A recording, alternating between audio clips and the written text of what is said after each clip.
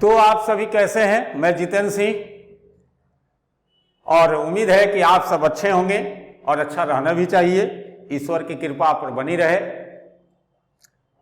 हम लोग जो है आज के क्लास में जो अलाउद्दीन खिलजी का जो विजय था उस विजय को आगे बढ़ाते हुए आज हम लोग पढ़ेंगे रणथंभौर की विजय या रणथंभौर पर विजय। रणथंभौर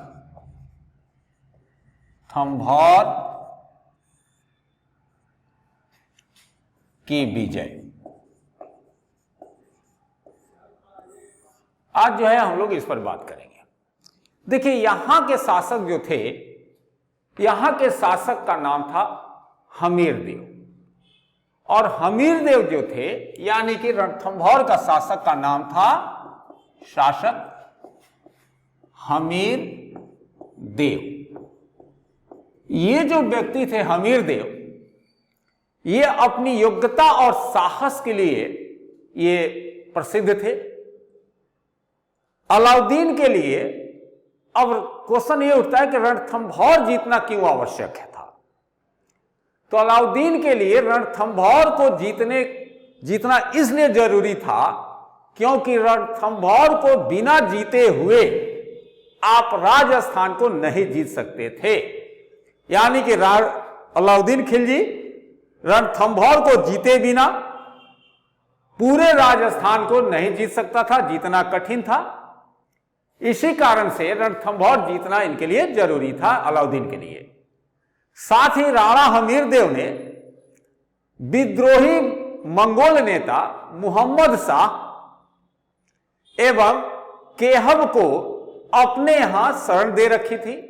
इसलिए भी अलाउद्दीन रणथंभौर को जीतना चाहता था। अतः जुलाई 1301 में अलाउद्दीन ने रणथंभौर के किले को अपने कब्जे में कर लिया। हमीरदेव वीरगति को प्राप्त हुए। तारीख-ए-अल्लाई एवं हमीर महाकाव्य, ये किताब है। तारीख-ए-अल्लाई एवं हमीर महाकाव्य में हमीरदेव एवं उनके परिवार के लोगों का जौहर द्वारा मृत्यु प्राप्त करने का वर्णन है। तो आप देखेंगे कि ये जो है रणथंभौर जो विजय किया, इसके विषय में हम लोग थोड़ा सा बात किए। अब जो है चित्तौड़ पर आक्रमण और मेवाड़ विजय की बात हम लोग को करना है। तो देखिएगा, ये घटना 1303 का है, चित्तौड़ पर आक्रमण एवं मेवाड़ विजय। चित्तौड़ पर आक्रमण एवं मेवाड़ विजय, ये जो है घटना देखिएगा 1303 की है। मेवाड़ की राजधानी चित्तौड़ थी। यानी कि ये आप देखेंगे कि ये जो मेवाड़ था इसकी राजधानी चित्तौड़ थी, और यहां का शासक जो थे उनका नाम था राणा रतन सिंह। राणा रतन सिंह ये शासक हुआ करते थे। चित्तौड़ का जो किला था वह सामरिक दृष्टि से बहुत ही सुरक्षित स्थान पर बना था। इसलिए अलाउद्दीन की निगाह में यह जो है किला चढ़ गया। कुछ दिनों के बाद, यानी कि ये जैसे अलाउद्दीन के जो है नजर में चित्तौड़ का किला का महत्व दिखाई पड़ा, तो 28 जनवरी 1303 में सुल्तान ने चित्तौड़ पर, यानी कि अलाउद्दीन ने चित्तौड़ पर आक्रमण कर दिया। 7 महीने के कठिन संघर्ष के बाद 26 अगस्त 1303 में चित्तौड़ के किले पर अधिकार करने में सफल हुआ। राणा रतन सिंह इस युद्ध में शहीद हो गए, और उनकी पत्नी, कहा जाता है कि उनकी पत्नी जो है पद्मिनी जो नाम था, वो अपने अन्य स्त्रियों के साथ, यानी कि अपने सहेलियों के साथ जौहर कर लिया। जौहर का मतलब यह होता है कि आग में अपने आप को झोंक देना।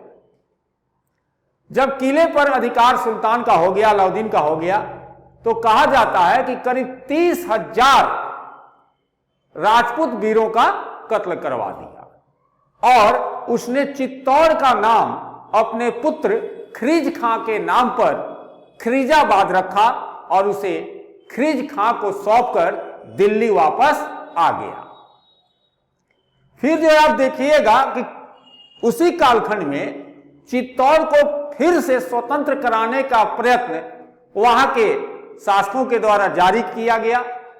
इसी बीच अलाउद्दीन ने खिरिज खां को वापस दिल्ली बुलाकर चित्तौड़ का जो दुर्ग था उसकी जिम्मेवारी वहां के शासक सरदार मालदेव को सौंप दिया।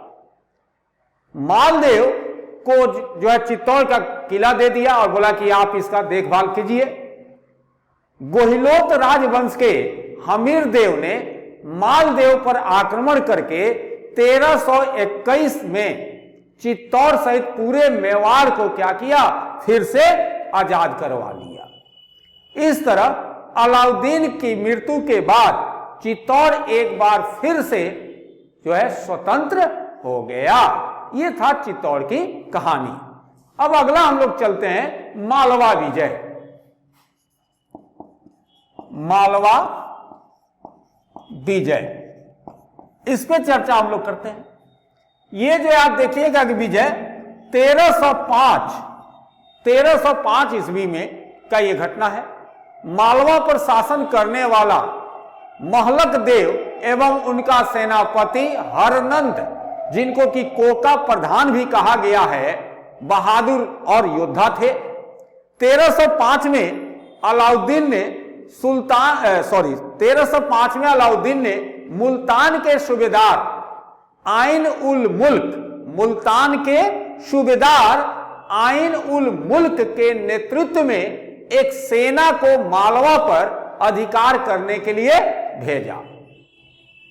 दोनों पक्षों में युद्ध हुआ। इस युद्ध में महलक देव एवं उनका जो सेनापति थे हरनंद, वो क्या हुए, मारे गए। नवंबर 1305 में किले पर अधिकार के साथ ही उज्जैन, चंदेरी, धार नगरी आदि को जीतकर मालवा समेत जितने भी ये नगर यानी कि उज्जैन, चंदेरी, धार नगरी ये सब था, ये दिल्ली सल्तनत में मिला लिया गया। 1308 में अलाउद्दीन ने सिवाना पर अधिकार करने के लिए आक्रमण किया। वहां के परमार जो शासक शीतल देव जो थे, उन्होंने कड़ा संघर्ष किया, परंतु अंततः वो जो है व्यक्ति यानी कि शीतल देव मारे गए और वहां कमालुद्दीन गुर्ग को वहां का शासक नियुक्त किया गया। अब मालवा के आगे हम लोग चलते हैं जालौर पर। जालौर, यहां की बात करते हैं। यहां का जो शासक थे उनका नाम था कान्हड़ देव। कान्हड़ देव ने 1304 ईस्वी में अलाउद्दीन की अधीनता को स्वीकार कर लिए, पर धीरे धीरे उसने अपने को पुनः फिर से कान्हड़ देव ने स्वतंत्र कर लिया। 1305 में कमालुद्दीन गुर्ग के नेतृत्व में अलाउद्दीन की सेना ने कान्हड़ देव को युद्ध में पराजित कर उनकी हत्या कर दी। इस प्रकार जालौर पर अधिकार के साथ ही अलाउद्दीन की राजस्थान विजय का जो कठिन काम था वह पूरा हो गया। 1311 तक उत्तर भारत में सिर्फ नेपाल, कश्मीर एवं असम ही ऐसे जो बाकी भाग बचे थे जिन पर अलाउद्दीन का अधिकार नहीं था। उत्तर भारत की विजय के बाद अलाउद्दीन जो है दक्षिण भारत की ओर अपना जो है ध्यान दिया और दक्षिण भारत के विजय के तरफ वो अग्रसर हुआ। तो ये जो है उत्तर भारत का हम लोग विजय को बात किए और हमें उम्मीद है कि आप इससे फायदा उठाएंगे। जय हिंद, जय भारत।